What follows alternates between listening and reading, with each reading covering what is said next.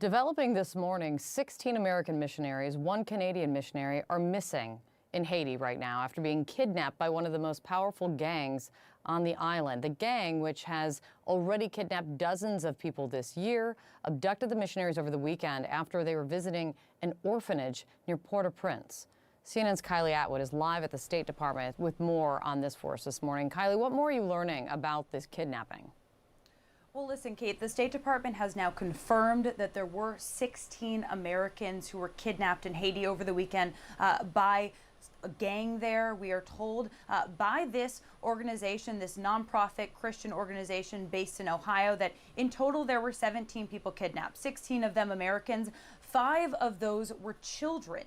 So this is something that, of course, we are watching extremely closely. The State Department says that they are in regular contact with Haitian authorities over this. And I was told last night by a senior administration official that the United States still doesn't know where exactly these Americans are right now. They were taken hostage when they were leaving an orphanage where they were doing work in Haiti. And of course, it's important to note that hostage problems have been ongoing in Haiti for the last year. It's one of the reasons that the State Department travel advisory tells Americans do not travel to Haiti. But we also know that this has been an increasing problem in recent months. There's an organization in Haiti that did some research showing that there was a 300% increase in hostages taken just since July of this year. Kate? Kylie, thank you so much for that update. Let me bring in right now Laurent Lamothe, a former Prime Minister of Haiti, for more on this. Mr. Prime Minister, thank you for being here. What do you know of this gang? Well, it's been operating for several years. You know, it's a very dangerous gang, and they've had several kidnappings before, and you know, it's a very complicated and difficult situation today. You know, as Kylie was kind of pointing to, gang activity and kidnappings and hostage taking in Haiti, unfortunately, seems out of control at the moment, even before this weekend and what we saw here. Would you say that is the case, that it's out of control at this moment, and why? Well, the spiral of violence has been unprecedented. What's happening also in Haiti is, you know, it's a compounding effect of, you know, the United Nations had a military component, a military force for over 14 years, spent over $14 billion, and left in 2019, creating a huge security void. Basically, they trained the police, and the police is at the 16,000 police officers, and is not really equipped to fight off the type of gang activity, the type of gang warfare that's going on right now in Haiti. So there is a void for a military presence in Haiti, which is not the case today. And it's favoring the gangs, and it's favoring violence.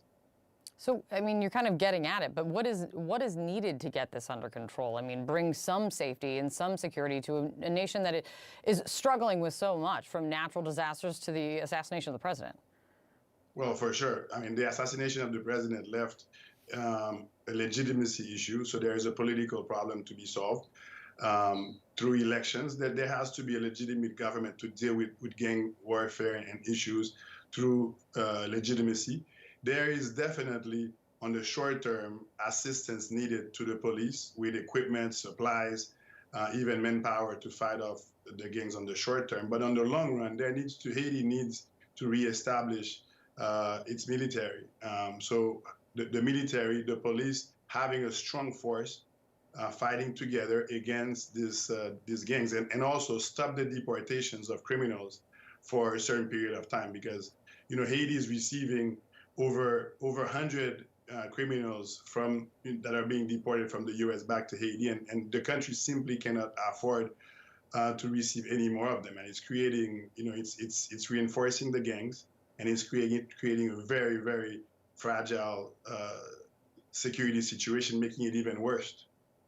I was actually going to ask you, because if you were in your old position, you would be speaking with the Biden administration. And what would you ask of President Biden right now? You do think there is a direct link between those being deported from the United States, as we saw those dramatic pictures at the southern border, back to Haiti? You think there is a connection to these gangs? Oh, no, it's not the migrants. It's mostly the criminals, the hardened criminals that serve time in U.S. jails and that are sent back. Every week there is plane full of of those criminals going back to Haiti. That's on top of the migrants.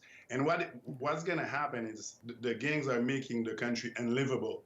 And when the country is unlivable, we see we see the immediate effect. The migrant issues, professionals are leaving Haiti in very high numbers. The brain drain is getting even worse.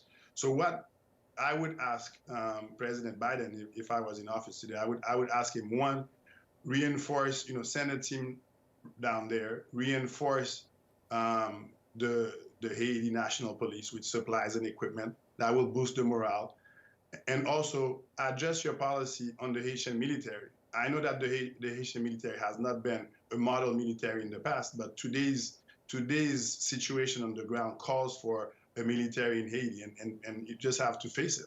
This is needed right now. Prime Minister, thank you for your time.